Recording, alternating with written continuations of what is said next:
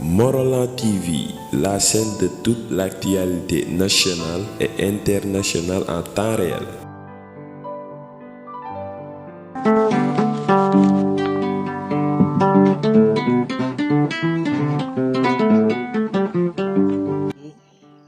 mana woto ɓoyndut ɓe mana wonnanti yaso Omar Sis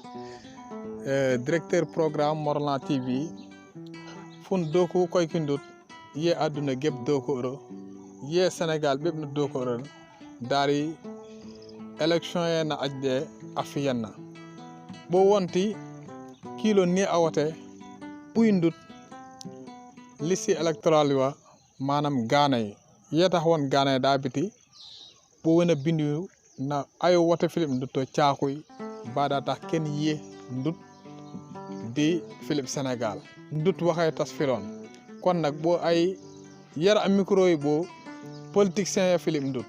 porteur de voix ma daade bo nga xamné onne wa min sañ ile kaya artiste bo gep na pagun sensibilisation pour biti ndut kolo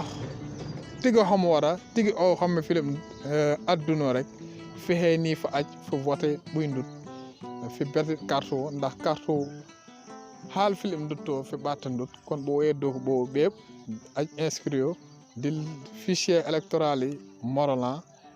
liste ub consulté ye tasnira caaka ñu gën ma xam nag si caat bokk ci troupe sago Mont Rolland maa leen di nuyu doomi Mont Rolland yëpp leen woo nag ci liste électorale yi nga xamante ne commencé na képp kuy doomu séeréer nag nga ñëw daw gaaw bindu si te xam ne heure bi jot na bëgguñu tamit ngeen di bindoo fa ngeen nekk boo bindoo si liste électorale bi fii si Mont Rolland dina tax nag waa Mont Rolland gën a gis seen bopp ci Sénégal. koyki Mont Rolland gépp daa menu Sady Diène le président du mouvement MDM le mouvement pour le développement de Mont Rolland daa mene wodoron gépp ku su nekkati a simi waaw man a dóob Mont Rolland gépp di yëngu bi di wote daanaka territoire du Sénégal yëpp wote tildi baaxa daa yéena woonu inscription sur les listes électorales waaw man a dóob na képp ba fi nga wote fa koyki ndut ndaxte fa sañ fi daf bind yo ndax bind yooyu baa it daa yee yëngi bi di wote daa di njëriñ ma Mont Rolland la